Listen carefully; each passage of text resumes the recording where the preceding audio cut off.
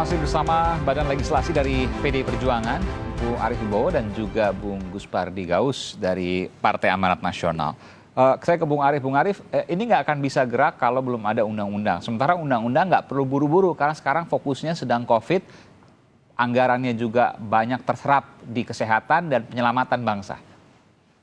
Ya, pertama saya kaget saja Pak Guspardi menyampaikan itu dalam pleno balik untuk memutuskan prolegnas prioritas tahun 2021, PAN saya kira salah satu fraksi yang bersetuju.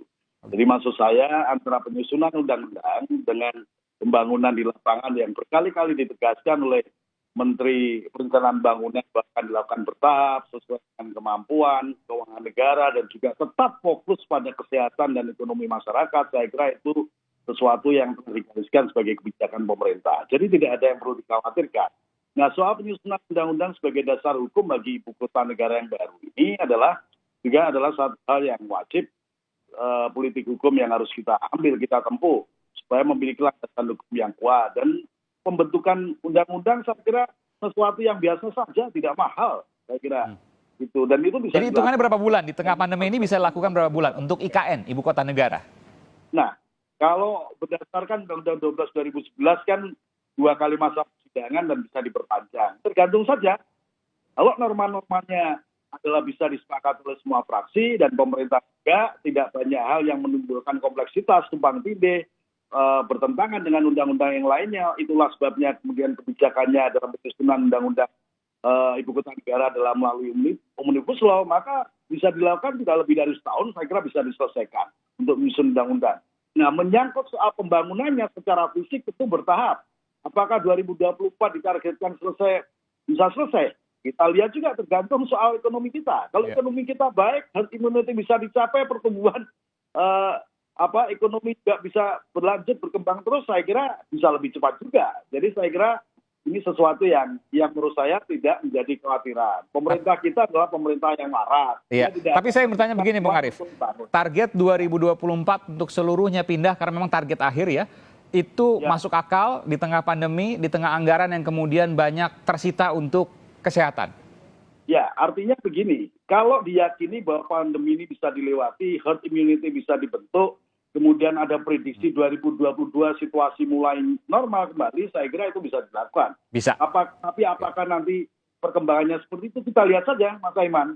Nah, intinya begini, pembangunan ibu kota yang dilakukan oleh pemerintah, ibu kota baru tidak akan pernah sekali lagi mengorbankan kepentingan rakyat yang fundamental. Apa? Kesehatan, apa? Ekonomi, pendidikan, dan seterusnya. Jadi kalau duitnya nggak ada, ya mesti bertahap. Tapi yang pasti sebagai satu misi dari Presiden terpilih, Presiden Jokowi, dan sudah dimaktubkan dalam rencana pembangunan jangka menengah nasional, kewajiban beliau untuk melaksanakan itu. Oke. Dan DPR memberikan dukungan. Bung Guspardi, logiskah itu? Menurut saya, dalam kondisi pandemi COVID, tadi kan sudah saya sampaikan, kurang eloklah kiranya apa keperluan, apa yang mendesak untuk dilakukan pemindahan IKN ini ke Kalimantan. Kalau nggak dipindahkan itu akibatnya apa? Ada nggak sesuatu yang menimbulkan dampak negatif yang luar biasa?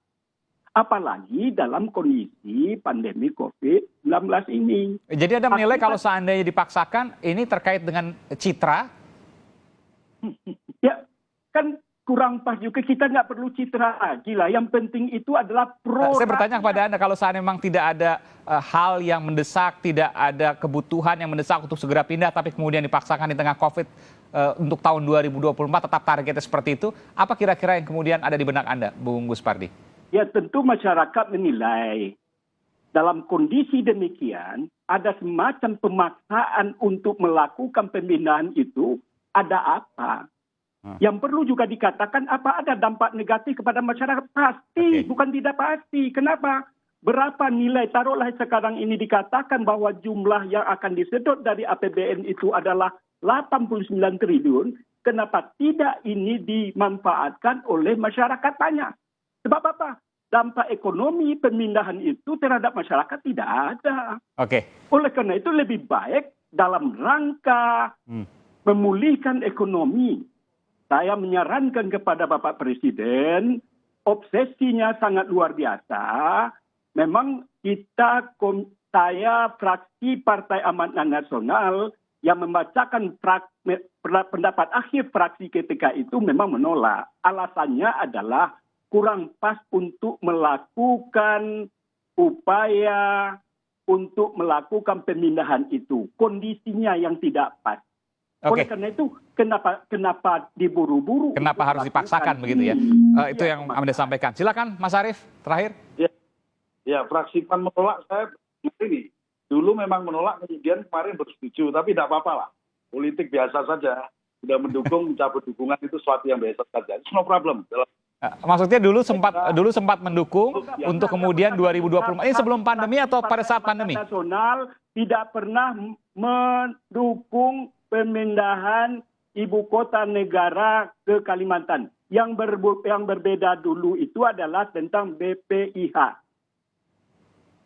Badan Ideologi Pancasila. Kalau dulu BIP, sekarang lembaganya. Itu yang terjadi. Soal IKN Anda mau menjelaskan tidak pernah mendukung, PAN tidak pernah mendukung pemindahan ibu kota. Anda mau menjelaskan itu, Bung Gus Pardi?